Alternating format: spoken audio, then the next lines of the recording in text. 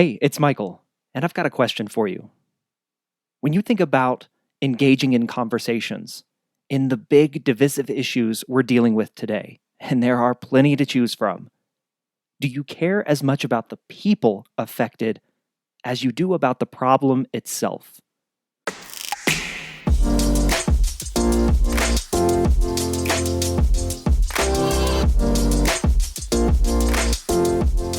Welcome to the follow-up question. I'm your host, Michael Ashford.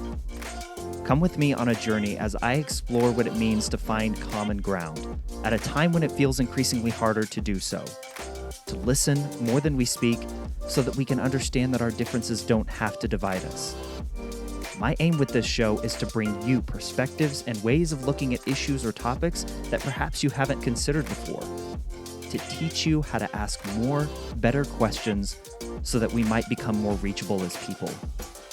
I'm a former journalist who believes everyone has a story to tell, and it's only when we ask questions and listen that we reveal what connects us as humans. Our dreams, our desires, our experiences, our ideas, and what we stand for rather than what we are against.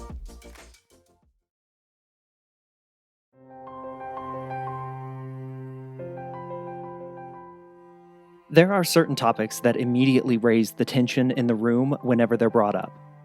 The air becomes thicker, similar to the stickiness of a humid Midwestern afternoon in the heat of July. You know the feeling when you hear the conversation start, your pulse races just a little faster, your ears perk up listening for points of agreement, but more importantly, points of disagreement. Your hands might shake a little bit as your body bears the anticipation and tension. Chances are most of these topics that I'm referencing just flickered across your mind in rapid succession. Abortion, guns, money, immigration, religion and faith, climate change, racism. So often our response to these conversations falls one of two ways. Either we avoid the messiness and complexity and withdraw, or we go in with clenched fists ready for a fight. But as you'll hear from my guest this week, there is a third way. John Siebeling and Wayne Francis are two pastors and friends that lead thriving churches in two very different cities who teamed up to give us a perspective of this third way in the book they co-authored titled God and Race, a guide for moving beyond black fists and white knuckles. John, along with his wife Leslie, founded the Life Church, which is based in Memphis, Tennessee. Wayne founded Authentic Church in New York, and in 2020, Authentic Church merged with the Life Church. And Wayne is black, and John is white. In their book and in our conversation today, Wayne and John advocate for what they call open-handed conversation on difficult and nuanced topics, in this case specifically about race, racism, and the church's role in the conversation. Look, I am a lifelong Christian, and I hold a deep belief that the church should be leading the way when it comes to these conversations we either tend to run from or fight about. The third way that Wayne and John and I are asking us to enter into means we must begin to see problems from others' perspectives. We must stop seeking perfection over progress, and we must understand that our influence starts with our ears before we ever utter a word. As Wayne writes in God and Race, I'm worried that instead of forgiving, we are just trying to forget. I'm worried that instead of facing our pain, we are just screaming and shouting about it. I'm worried that instead of admitting we are wounded, we are just pretending we are woke.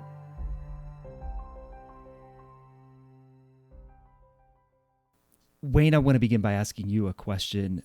You wrote in the book, for centuries, the church has been putting our stamp of approval on things we should have been stomping out. It's been my contention that, for so many of these social and environmental and economic issues, the church should have been leading. Why, from your vantage point, Wayne, has that not been the case? Why has that been so hard? I think that in the 21st century, at least, that churches have become addicted with affirmation and popularity.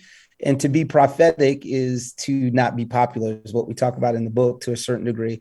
And so instead of having convictions that are loving and convictions that are clear, sort of like modeling Jesus, who clearly had convictions about a lot of very difficult subject matters, but still seemed to attract people that were far from God. I think that the church has neutralized itself by lagging instead of leading. We've kind of wanted to be affirmed, mainstream, and I think that there's an etiquette and a way to speak truth that is still magnetic to people, even though you may disagree. So I think it's been fear, affirmation, and an unhealthy addiction to popularity.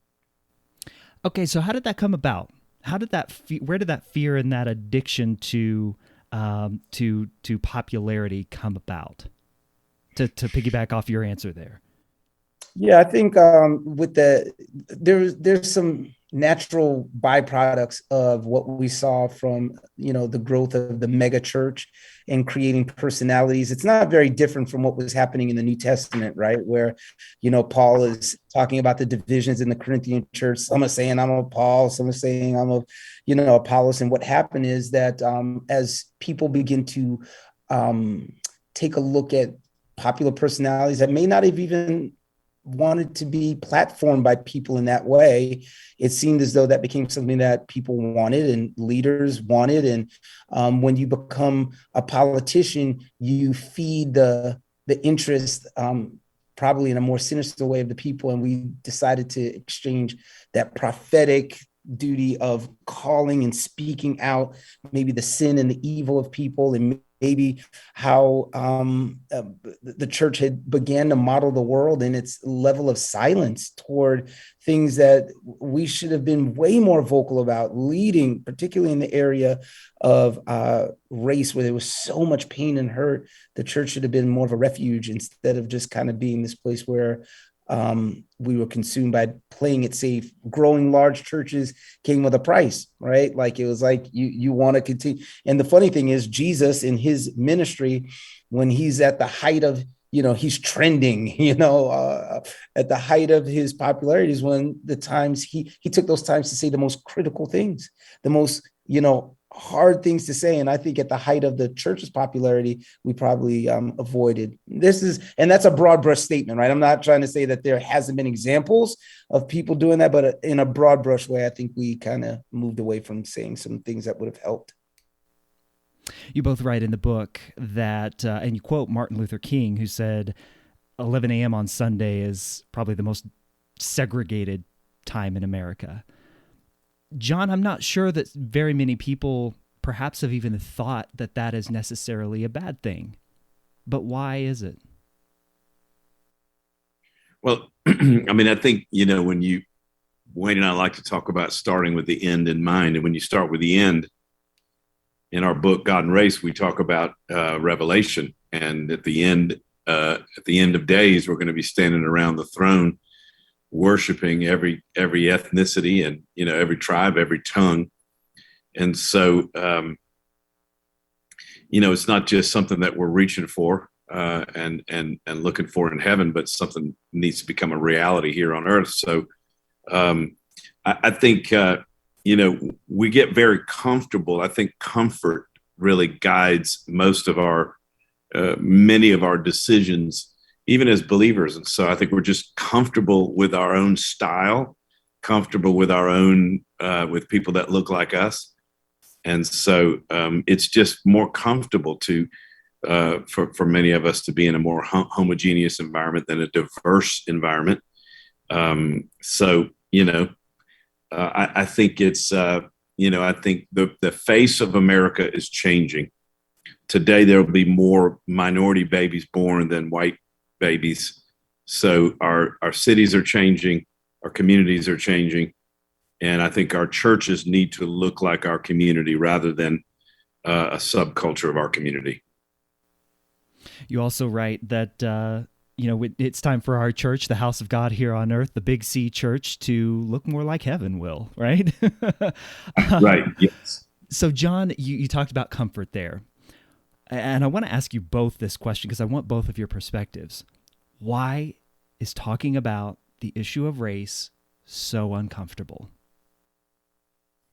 Well, and again, Wayne and I, we don't presume that the white-black racial tension is the only tension where racism is concerned, because you can go to parts of Asia and there's different, ethnicities. And even in Africa, I lived in Africa for 3 years, and there's tribalism in different tribes. Definitely, prejudice, racism.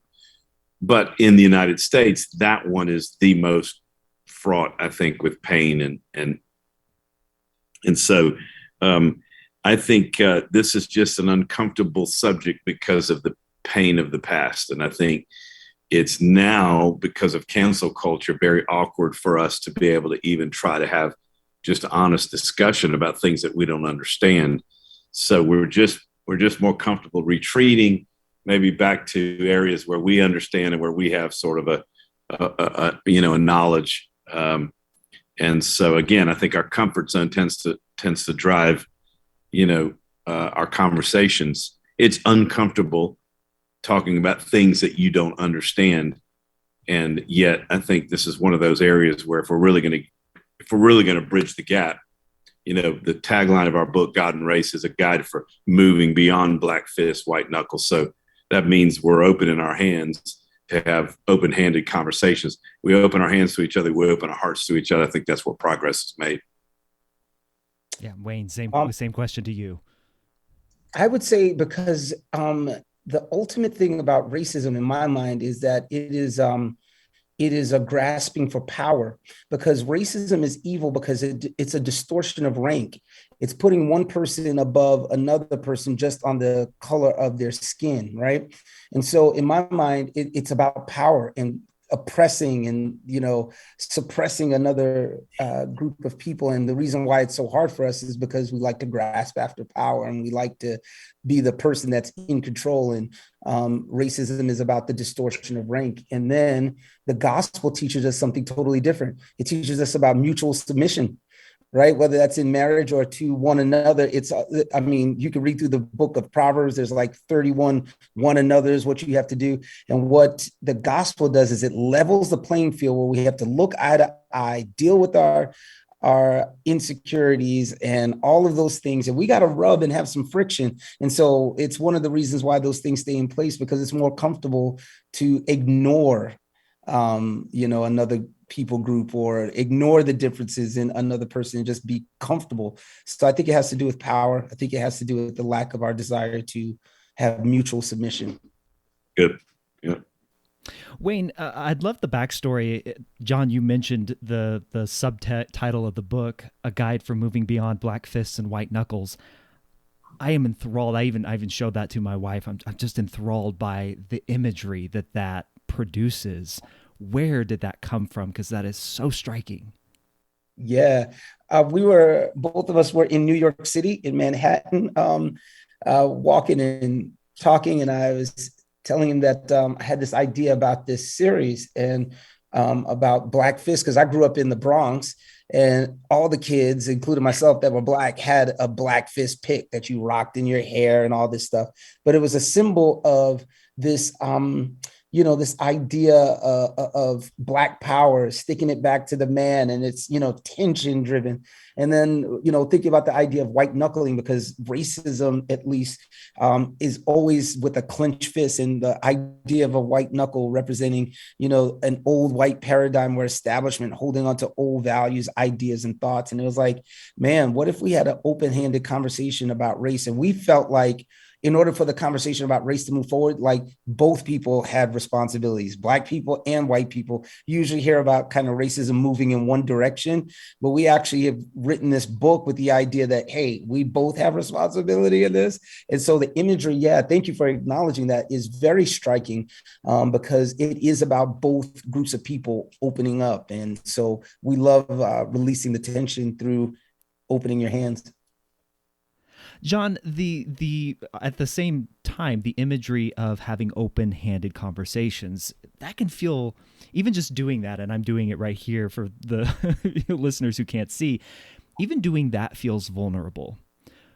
How do we move beyond the vulnerability of having those open-handed conversations? I love in the book that you write, you can't throw a rock from an open hand.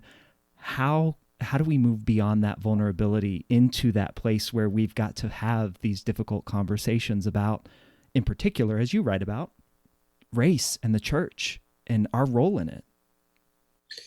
Well, I think everybody has to take personal responsibility. I think one of the things that we talk about in the book is kind of the blame game. It's very easy to blame other people for the situation we find ourselves in. And a lot of people would say, white people would say, well, I wasn't alive during this, slavery days, and I didn't do that. And, and while that may be true, what we are handed is a current context that we have to take responsibility for. And it wasn't too long ago.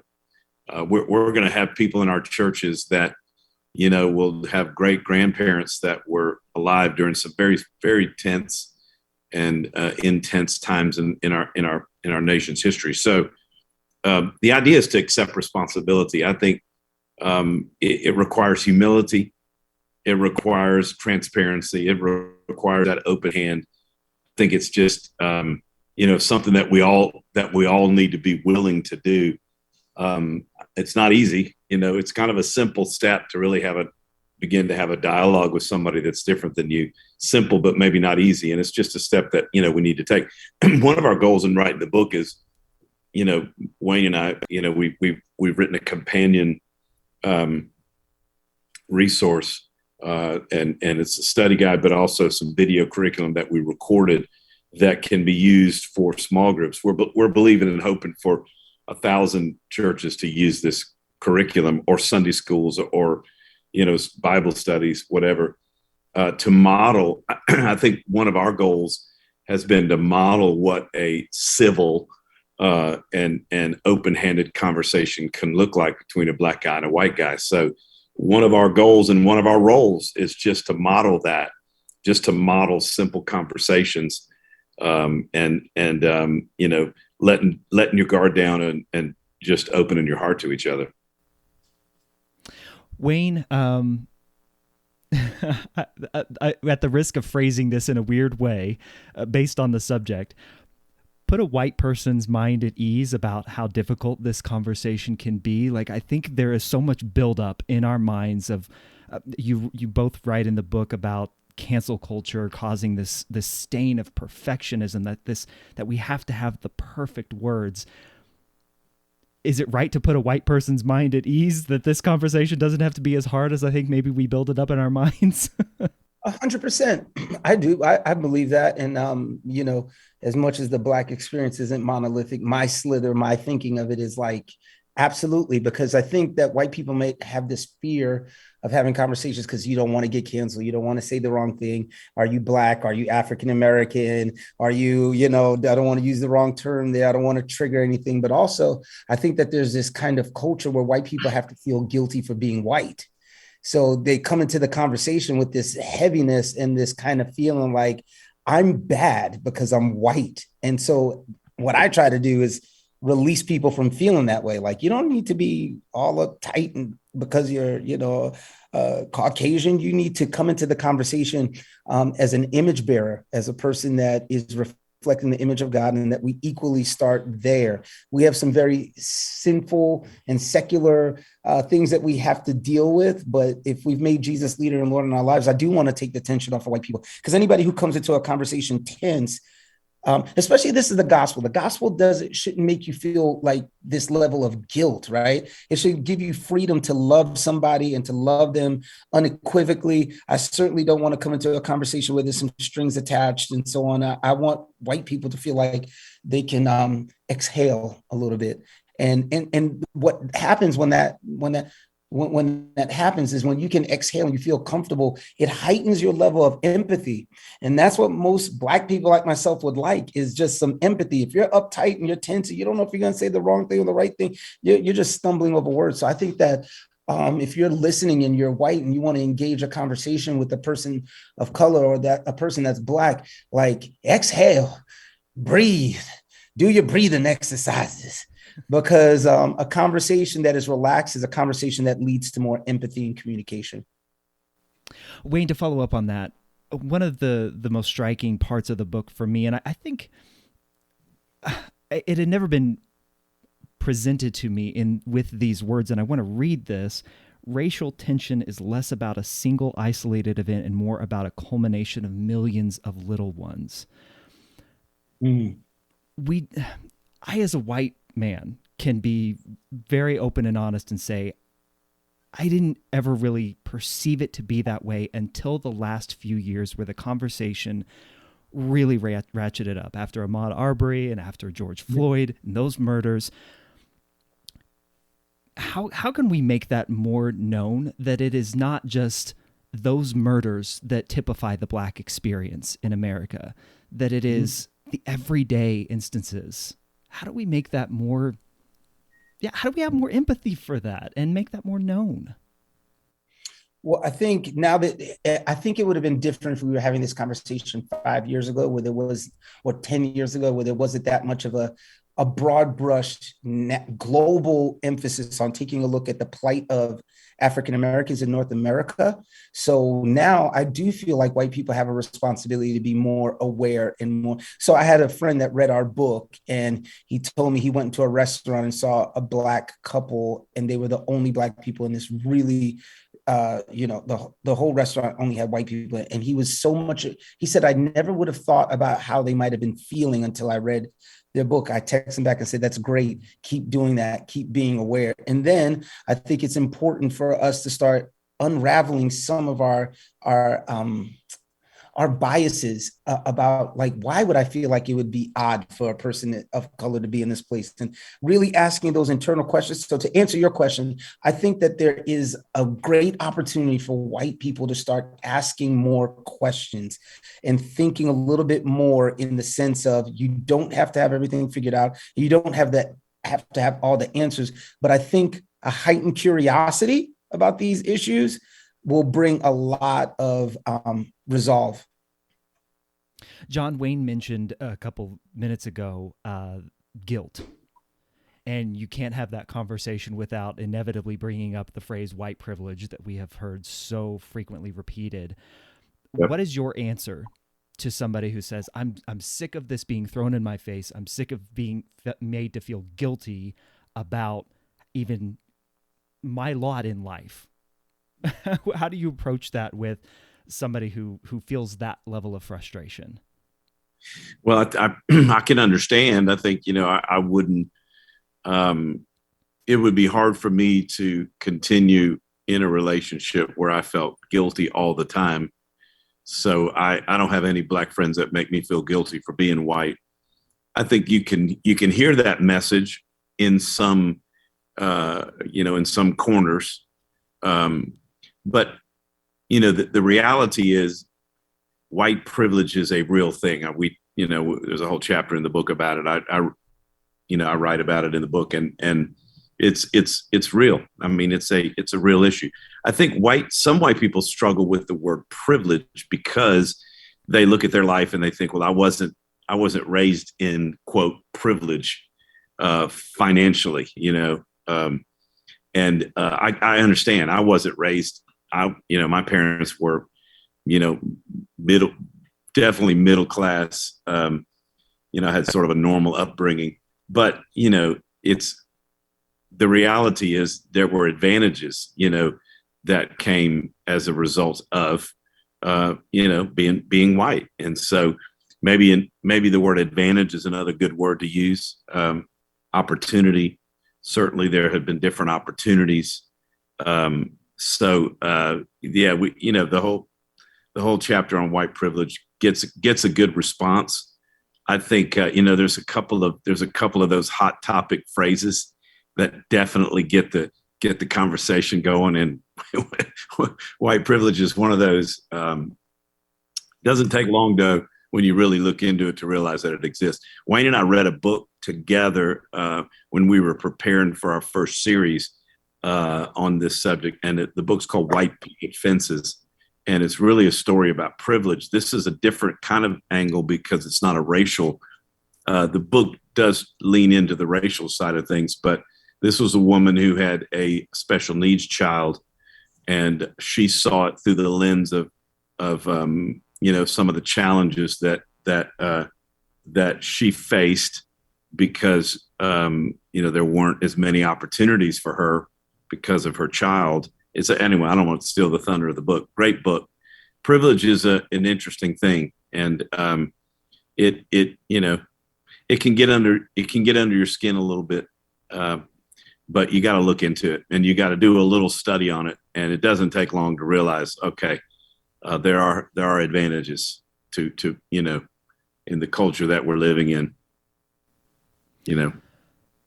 I want to ask you both the same question again. Wayne, I'd love to start with you. Why did you get into pastoral work? That's a great question. I got into pastoral work because the acting gigs I was trying to get into just weren't working out for me, and felt like I needed to be entertaining to somebody. No, I'm just messing around. I got into pastoral work because I really had a genuine desire to connect with people on a very human level. And I think that I had a bunch of different, and continue to have a bunch of different experiences that I love to communicate in ways that other people may not be able to articulate. And it was this feeling of, I feel like I'm here on earth. My purpose is to serve other people through ministry. It started off very focused on me wanting to be a blessing to young people, because I felt like when I was like 13, I felt like a 26-year-old with my experiences growing up in New York. So it was very much like by the time I was 18, 19, 20, that my life became very outward facing. And I was like, I just want to be in service to others. John, how about you?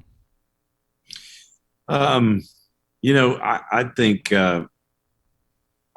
think people recognize the call that was on my life to ministry before I did myself. And I was serving in church. I didn't even know I didn't even know I could be that. I thought, I didn't know I could be a pastor until people started saying, you kind of have that on your life, that gift and that call to ministry. And so I think I recognized that I was somewhat effective at leading people and helping people spiritually. And I remember reading one day, I was reading the Bible, read 1 Timothy chapter 3, and it says in verse 1, and whatever translation I was reading, it said something to the effect of anyone who desires to be a leader in God's church aspires to a noble task. And I realized that really the bottom line was desire. That if I had the desire, I really felt like the Lord said, if you desire it, I'll use you to do great things. And so it just, was recognized by others first. And then I saw that I did have a desire to be used by God. John, for you, what was the tipping point where you knew you had to begin having these conversations about God and race, as is the title of your book? What was the tipping point for you where you knew that this had to be the thing that you championed? Well, I don't think there was ever really a tipping point per se. I just always felt a call. My wife and I lived overseas for 3 years in Africa, and we came back to Memphis, and we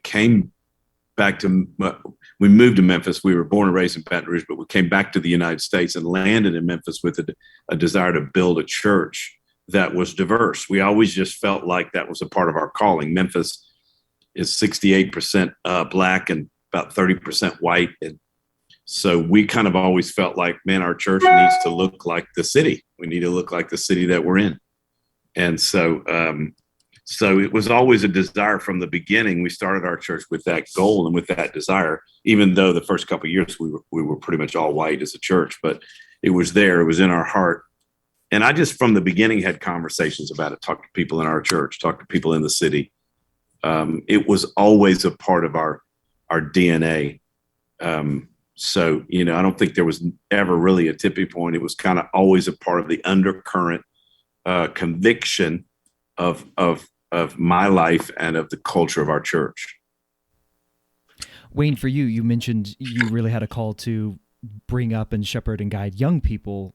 When did God and race begin to enter the conversation for you? I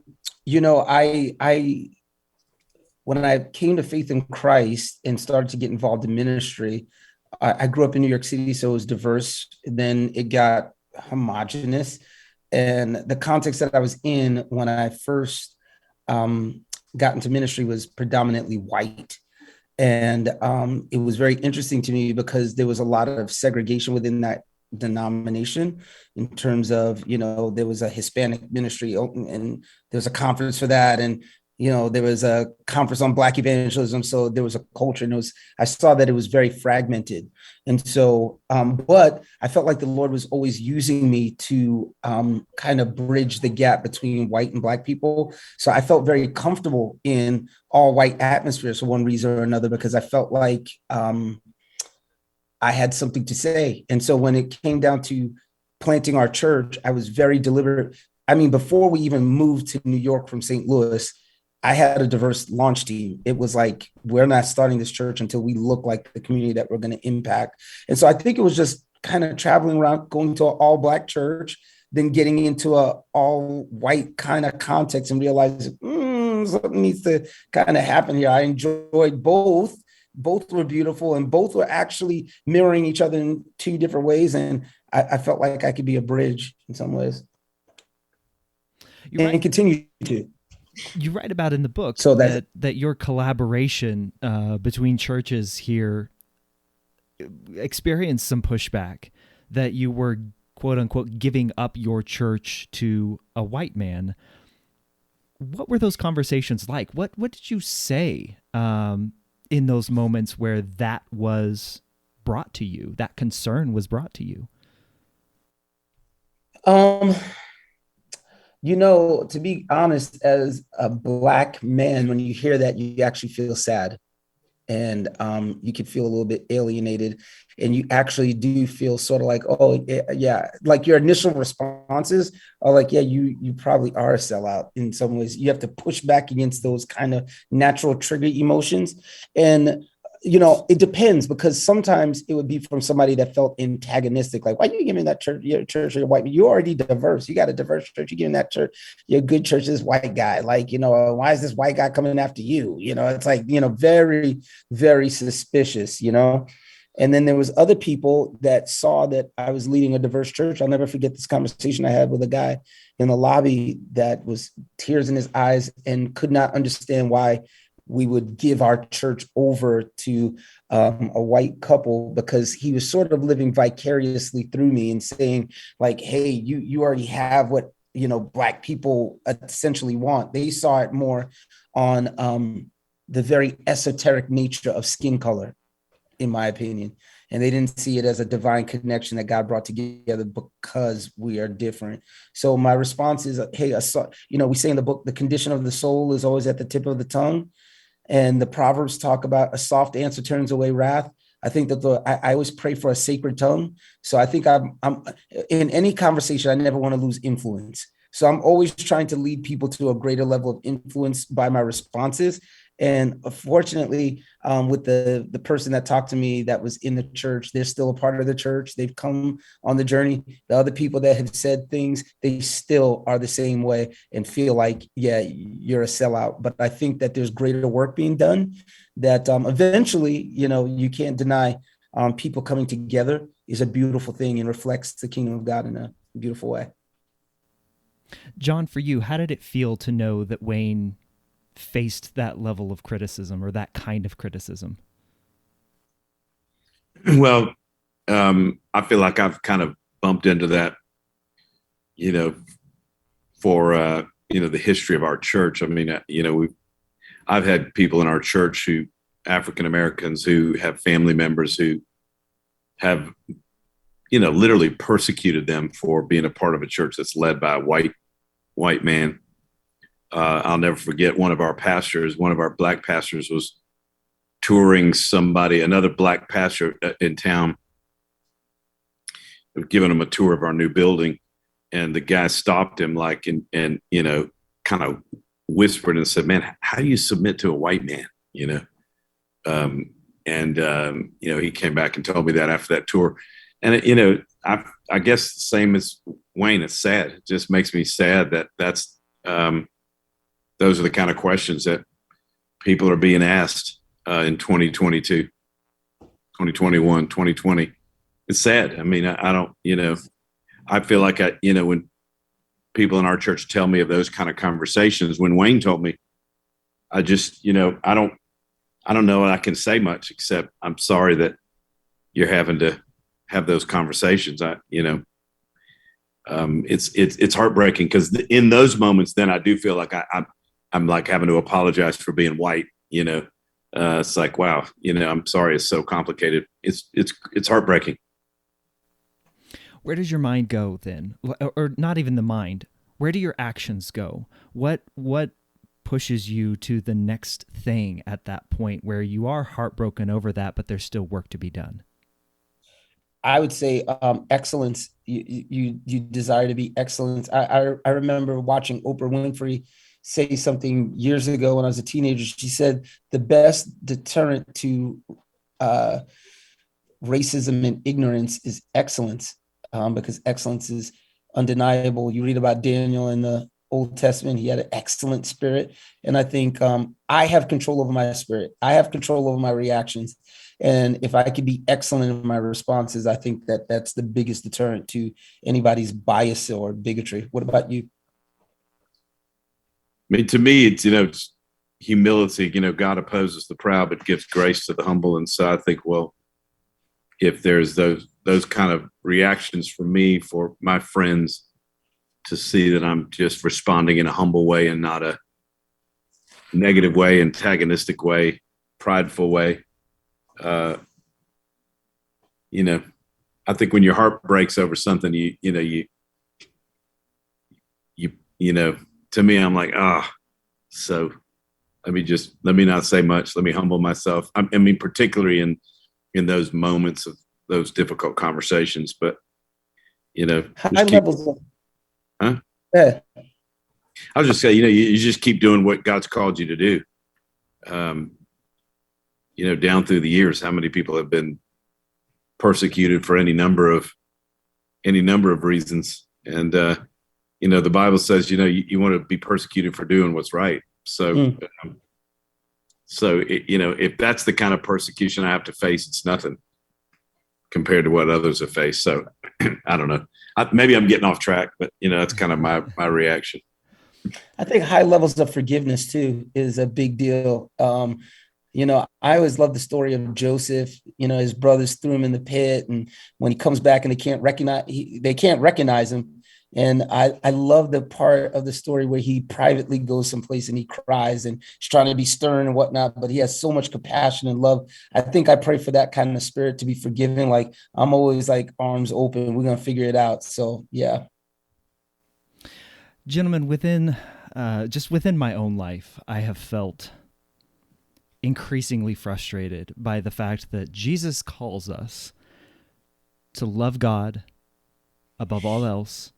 And he pulled up a switch in the very last days here on earth where he said to love others as I have loved you. Not as you love yourself, but as I have loved you. Because I think most of us don't really like ourselves.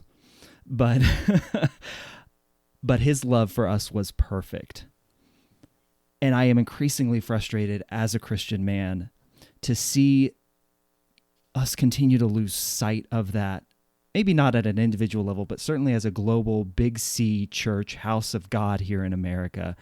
We seem to be straying from that.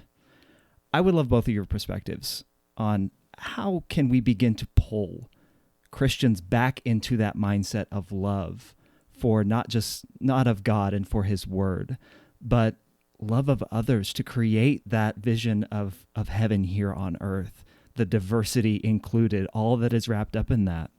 Wayne, I'll start with you in asking that question. How do we begin to pull back what we've been called to do as Christians? I think we need to reclaim the beautiful ministry of Jesus that loved in ways that an onlooking world would even question the level of love. Jesus was not afraid to be around people that were the undesirables. Like you ain't putting these people on your volunteer team. You know what I'm saying? It's like they're a little squirrely. You know what I'm saying? Like I feel like we got to get back to the place where we love people indiscriminately without watering down our convictions. So I feel like we live in this seesaw either or world. Like, well, if I'm going to love people, then they've got to know this and that. Here's the thing, that we have to be known by our renouncing ourselves more than what we rebuke. The church is known for what we rebuke all the time. But what would it look like if we just started renouncing ourselves more and saying, hey, like, I'm going to pick up my cross. I'm going to desire Jesus a little bit more than my own preferences in my life. And I think that's where we would win. That's my response. Ooh. Man, you gave me goosebumps. John, tell me what you think. I mean, I think the ability to love others is so connected to our ability to love Jesus. I'm going to sound real spiritual here, but the Apostle Paul teaches us in Galatians that the fruit of a spirit-filled life, the fruit of living a life in step with the Lord and with the Holy Spirit is love, joy, peace, patience, right? We know is the fruit of the Spirit. Yeah. And I think that list of 9 different things that Paul gives starts with love. I think those are the results of when we're close ourselves to Jesus. Wayne said it in a different way, but it's all about us. It's all about us staying close to Jesus. And I think that there's definitely some real practical ways to do that in your own personal time, repentance and prayer and staying in the Word and confession of your own sin to others. There's so many different things we could talk about, but I think there's a powerful word in the Bible called brokenness, and it's like it sounds bad, right? Brokenness. It sounds weak, but it is. I mean, there is some level of it that is weak, but I mean, having a level of humility and brokenness, I think, keeps you dependent on God, and then it keeps that dependence flowing through you to other people. So, I mean, and then there's a call, right? I mean, I think we all have a different calling, and Wayne and I felt called to write this book. We feel called to be in this space talking about this topic. And so I think it's a call to action, and it's a call to love. Not everybody's going to write a book about this. Not everybody's going to have a podcast like you have. So you have a platform through this podcast to call people to what's important, to love. We all have a different, I think we all have a different platform. Think of a stay-at-home mom who's pouring her life into her children. I mean, that's hard. That's sacrifice. That's challenging. Yet, she's laying down her life to raise those children. I mean, that's love. That's love expressed. So, I don't know. That's a long answer, but I think a lot of different things. John, to follow up on that, you write in the book, God is up to something in our nation. I worry that some people will miss out on it because they are trying to hold on to the past with white knuckles. What is at stake for white people if we do not enter into these conversations, as uncomfortable and vulnerable and open-handed as they may be? What's at stake for us? I think there's a lot of things. I mean, I think we're, the first word that comes to my mind is irrelevant. We're at the stake. There's a lot at stake there if we lose our voice of influence because we are irrelevant. we're knocking on the wrong door. We're answering the wrong questions. I think generations are at stake because, our children and their children who are following us, we owe it to them to lead the way in truth and in the value of people. So I guess, influence is probably at the core of everything because it's your voice. You lose your voice. You lose, I get concerned, some white pastors who are, just losing their prophetic voice and their voice of influence because they're not in this space. They're not talking about these issues. And, again, our kids, our grandkids, again, that's influence. So at the end of the day, I think at the core of it is we're going to lose our influence, in this world. Wayne, there are a lot of questions that you all ask or put out there in the book that you believe we should be asking. One of them I've got to ask you about because I loved it so much that I wrote it down. You said, do I care about the person as much as I care about the problem? What are you getting at with that question? What do you mean by that? It's easy to externalize your thoughts and your actions toward the problem, just hyper focusing on it. Most things that need to get fixed in our culture are not the problems. We start with the person. So for instance, if a person is using a particular drug, we heard a friend say this recently, you don't really want to say that's just the result of whatever is broken in you. It all comes back to the origin is me. And so I love the idea of people feeling humanized and people feeling seen and known and needed, because problems can be focused on and solutions can be made for problems. But, oh man, it feels much better when a person feels alive because you're focusing on them and their internal, struggle. So would I be correct in phrasing it as, Brene Brown says it's hard to hate someone up close. Yep. Is that kind of what you're getting at there, that we need to lean in close to people? Absolutely. Yeah. No, keep going. I like where you're going. Well, and I was going to say you write so much from your in the book from your perspective. I'm assuming that you are writing a lot to Black people. Am I correct in that? So how do you want that to be taken or perceived by Black people when, in a lot of ways, the racial tension is Black people are, I'll put the label of victim on there. Don't know if that's the right word or not, but Black people are the victims of a lot of the racial tension in the United States. Why the care about the person message to Black people? Because as Christians, we have a responsibility. That's the thing, right? We have to, if we say Jesus is leader and Lord in our lives, we cannot exalt our identity, even our cultural identity, above our Christian identity. So one of the things that I feel very called to do with Black people is not for us to exalt our Blackness above everything else, even though we have in our country, in North America, disproportionate amounts of really bad things that are happening in our country.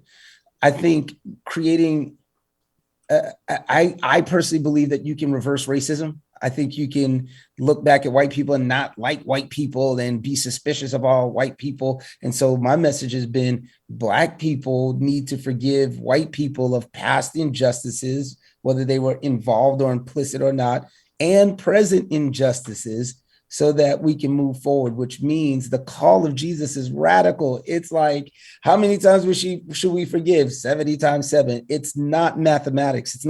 It's hyperbole at its best, right? In other words, Jesus is like, look, you got to keep doing it over and over again. And I'm sorry, he's not just speaking to one people group. He's speaking to anybody that is going to say that I am leader and Lord of your life. So I do feel very passionate. Can you tell? I do feel very passionate about speaking to Black people about, hey, let's not reverse any hatred. Hey, let's get into some relationships. So I'm not expecting white people to be the only ones that are having diverse dinners. I'm not expecting you to just be the one that's reaching out. No, Black people need to start reaching out to some white people too and saying, hey, I think you need to listen to some of the things from my perspective. Can we get this food?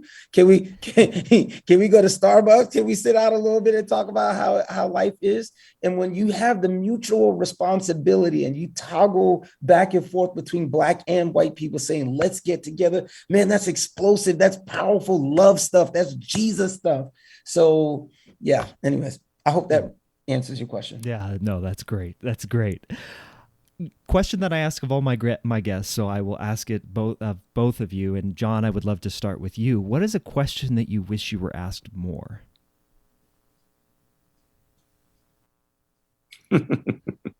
Wow. I wish you'd have asked Wayne that question first to give me time to think about it. Easy. Why are you so good looking, Wayne? I needed to give Wayne some time to breathe there. I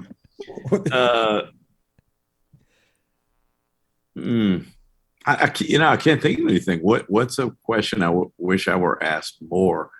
Gosh, I don't. That's a fantastic question. I'm stumped. Sorry to say. I don't know. I feel like I'm asked a lot of questions, so I can't think of one. Wayne, you got one yet? Beside the one I just said? Why are you so handsome? I think I would like more people to ask, what can I do to help you extend influence to people that are far from God but close to me? Does that make sense? What can I do to help you reach people that are far from God but close to you? I like people, and I like friendships, and I like making friendships with people, and hopefully that'll drag them closer to Jesus. So I guess I just want to know who wants to help me do what I feel called to do, which is to help people come to know Jesus. What comes to mind when you think about reaching people who are far from God but close to you? To use your words, I like that phrase. What comes to mind? Things that we can do. Things that we could do is facilitating conversations like this. Obviously, it's creating environments, whether that's in church or out of church. Particularly, it'd be great in social places to have more of a conversation hub that's not adversarial, but it's over food. Always got to have some food. You know what I'm saying? Got to have some food, and places for people to connect relationally, to make people exhale. I really just want people to feel more relaxed, and they can laugh, and they can, we can just try to communicate a little bit better. So I don't know. I want to start a dinner party movement, or let's bring back the Oprah book club flow, and let's get in front of each other's faces and get around each other and be human. Love that. And yes, gotta have food. Food has to be. Yeah. John, anything come to mind, or else I can ask a different question. I can maybe phrase it in a little bit different way.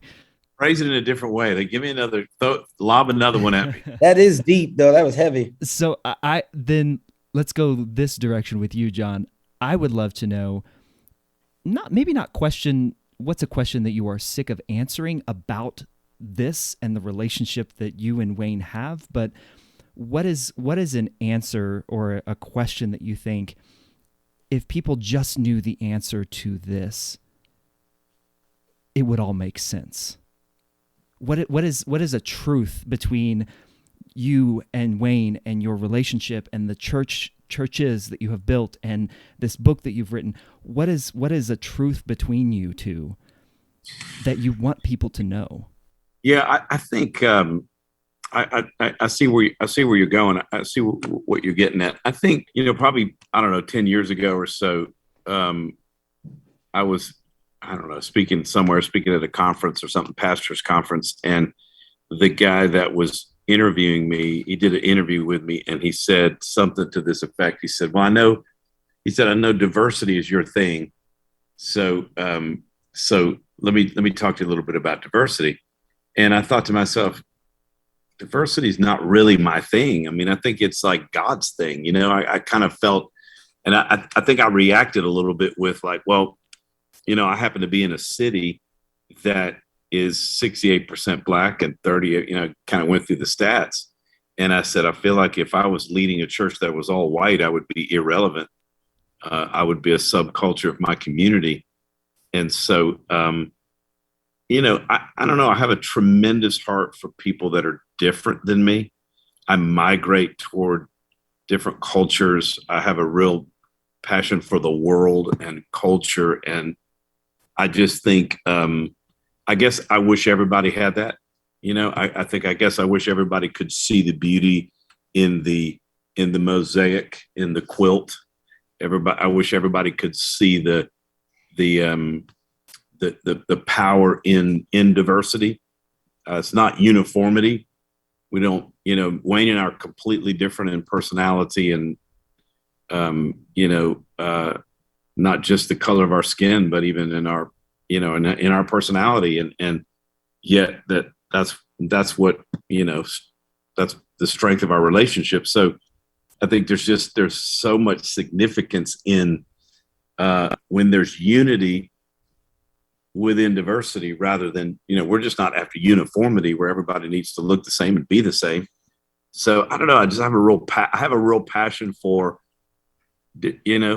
differences and diversity. And so I guess I wish people celebrated that more. I don't know how to frame that into a question, but I love diversity. I love that. Maybe how can we celebrate diversity more, to kind of use your words there. I love that celebration of diversity and differences. Gentlemen, this has been awesome. I loved the book. Like I said, highlighted, took copious notes. I appreciate you both for not only the work that you do, but for taking your time to chat with me today. How can people connect, get a copy of the book? I know you guys have a podcast as well. Just kind of where can people go to connect with everything that you both are involved with?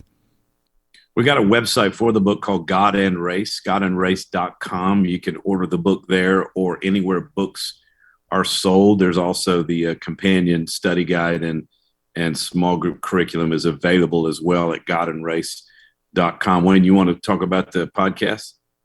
Yeah, we have a podcast that comes out every week on Mondays. It's called Leadership in Black and White. It's a podcast for leaders, but we know that leaders come from a diverse amount of sectors: civil, health, home, religious, all of that stuff. So we kind of try to give some leadership principles, but every month we deal with race in a proactive way, because we really believe that we don't want to wait for headlines and hashtags to drive us to talk about the matters that divide us. And so we proactively engage race.